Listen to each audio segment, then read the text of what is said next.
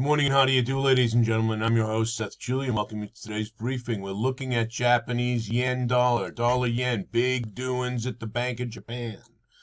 The currency pair, meaning that in this case, as it goes up, dollar yen, the yen weakens by 2.46% in 12 hours. That's a huge move for one of the world's major currencies. 12 hours.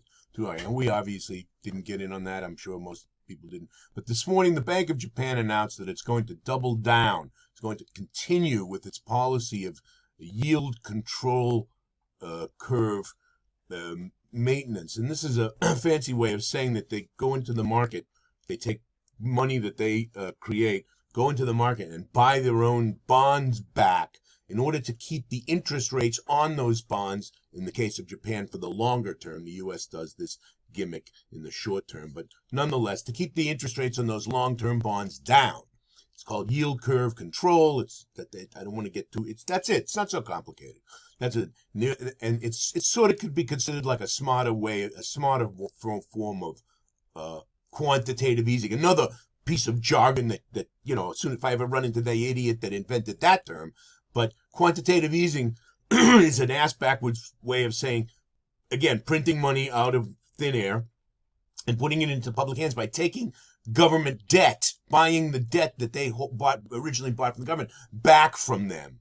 And the idea is that it keeps the economy stimulated by pumping cash into the hands of the population, and generally also will affect the bond yields, what the short-term interest rate is as well.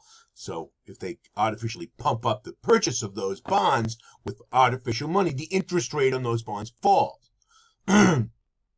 So let's just put this in perspective, get a couple of, if we get cut off now, leave the session knowing our sense is this is going to continue, because if we drill down here, this is a 4-hour chart, I think, yes. 4 hour, yes. So let's get a longer perspective on this. Get a daily chart. I want to show you just, it's always good. The most powerful tool we have in our toolbox, pretty much any time, is what I'm showing you now. It's the focal length. I like to put this in photographic terms. The focal length, how far away, how much data we look at, how much we drill down and get finer detail. So this is the long run up from the pandemic in March. The yen weakens terribly because the dollar strengthens worldwide across the board. But in what was it, October, November, sometime like that? October, yeah. The Bank of Japan decides they're going to ease up on this yield curve control gambit, and it immediately strengthens the yen. It strengthens it by, again, this is from, I don't know, wherever it is, October 22nd to now. Well, no, we'll say before this pop. 15%. 15%. This just obviously knocked 2% off the 3%. 2%, yeah, 15%. But the question is this. Is this a return to the weaker yen? Well, we saw the price is 140. What did it get to? 140, 150. Now the yen is 130. The handle. And the long-term average, if you really want to, we'll take this out, give you a real long, give you 50 years of data. That's really the way to look at it, I guess. I mean, it is stunning, really. Yeah, here we go. It goes from, my data set starts in 72, so that's 28 years, 48 years, and 3 is 50 years of data. It's fallen from, 320 to, 150. I don't know, what is that, a 350% strengthening over, 70, 50 years? It's a lot. Now, in that perspective, see the activity really, the volume, I should say, picking up. Still, it's still within this band here, but still, the volatility is pretty high. This is obviously just from the pandemic. This will be like September 22nd. Oh, it's a monthly chart, so it's a little crude. But this is the beginning of the pandemic when the yen weakens. Of course, a monthly chart is too crude to really get any sense at all. But we do need to see this last move because it's so fresh. 4-hour chart's the minimum. There it is. This morning, Bank of Japan announces that it's going to double down. And by the way, Mr. Kuroda finishes his term in April, I believe, and it's expected. I mean, who cares what's expected? But I'll tell you anyway.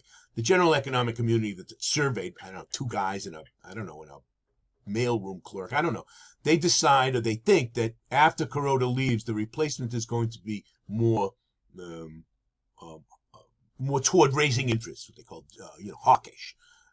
Why they use these jargon words, I'll never know, because it makes them sound more intelligent. But it's annoying. But interested in starting to raise interest rates, which is unlikely, in my opinion. I don't think that's going to happen at all, because they're not going to replace Kuroda with some radically differently thinking chairman of the Federal Reserve, the Bank of Japan. So anyway, this is what's happening in the bank with the dollar yen. We think that this is certainly going to continue, maybe up to the 130, possibly the 140 handle. But let's just bring this down to a little bit.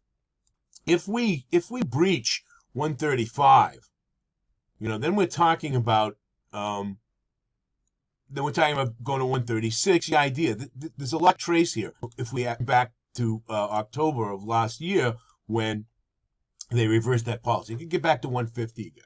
Are we there now? We're only at 130. No, I don't know.